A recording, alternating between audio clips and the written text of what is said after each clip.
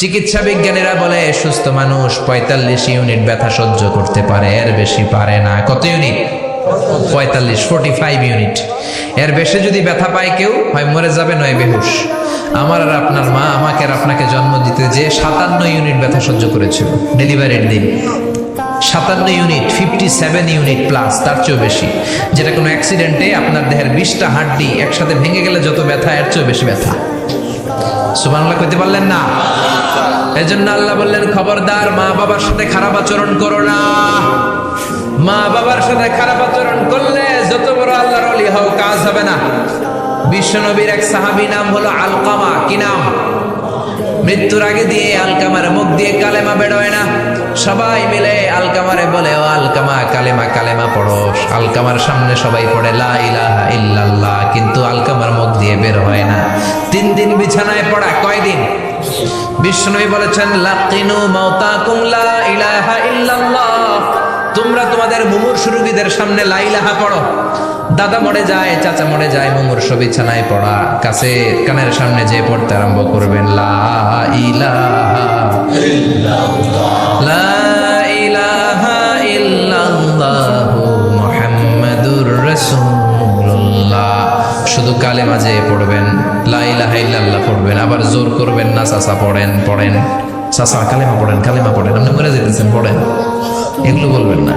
কারণ এরকম জোরাজোরি করলে এমনি তার রুহু বের হইতেছে, তার তো জান খারাপ। সে যদি রাগের মাথায় কয় না পড়ুন না, তাহলে ঝামেলা আছে না নাই? শুধু কানের সামনে যে মোলায়েম কণ্ঠে পড়তে আরম্ভ করবেন, লা ইলাহা ইল্লাল্লাহ, লা ইলাহা ইল্লাল্লাহ, তাতেই সে বুঝে যাবে, ঠিক কিনা? বিশ্বনবীর সাহাবা আলকামার মুখ দিয়ে কালেমা বেরোয় না। বিশ্বনবী সুহাইবকে পাঠালেন, বেলালকে পাঠালেন, দুইজন যে আলকামার কানের সামনে কালেমা পড়ে, কিন্তু কালেমা বেরোয় না। বিশ্বনবী আলকামার বউরে ডেকে পাঠালেন, ও আলকামার বউ, আলকামা কেমন ছিল? আলকামার বিবি বলে, খুব নামাজি ছিল নবী, জিকির করতো, তাহাজ্জুদ মিস হতো না। আলকামার বাবা মা দুইজনের কেউ বেঁচে আছে নাকি? আছে, মা আছে। আলকামার মারে ডাকো। বিশ্বনবী আলকামার মারে বললেন, ও আলকামার মা, তোমার বেটা আলকামা কেমন ছিল? আলকামার মা বলে, ভালো ছিল, নামাজ পড়তো নি পড়তো, রোজা রাখতো নি রাখতো, তোমার সাথে কেমন আচরণ করতো? এই কথা জিজ্ঞেস করার পরে আলকামার মা কান্না শুরু করে দিয়েছে।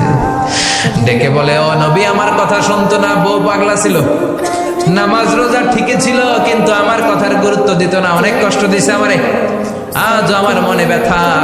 বিশ্বনবী বলল, তোমার নিজের ছেলে কি আর করবা, মাফ করে দাও। আলকামার মা বলে, না, মাফ করবো না। কি বলে? ভেজাল আছে না নাই? বিশ্বনবী বললেন, লাকড়ি আনো, আগুন জ্বালাও, আলকামারে আমরা আগুনে ফেলবো। লাকড়ি আনা হলো, দাও দাও দাও দাও করে আগুন জ্বালানো হলো।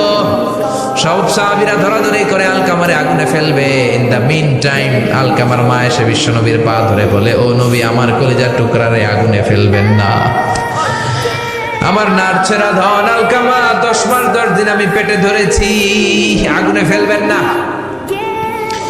বিশ্বনবী বললেন, তাহলে মাফ করছো কিনা বলো। চোখের পানি ছেড়ে দিয়ে বলে, নবী যান, আলকামার ব্যাপারে আমার মনে আর কোনো দুঃখ নাই, আমার ছেলেটারে তারপরেও আপনি আগুনে ফেলবেন না, আমি আমার আলকামারে মাফ করে দিলাম। আলকামার মা আলকামার মাফের ঘোষণা যখন দিয়েছে, আলকামা চিৎকার করে পড়তে শুরু করেছে, লা ইলাহা ইল্লাল্লাহু মুহাম্মাদুর রাসূলুল্লাহ সাল্লাল্লাহু আলাইহি ওয়াসাল্লাম। মা বাবার সাথে বেয়াদবি করলে মরার আগে মুখে কালেমা বেরোবে না। চিল্লা এখন ঠিক কিনা?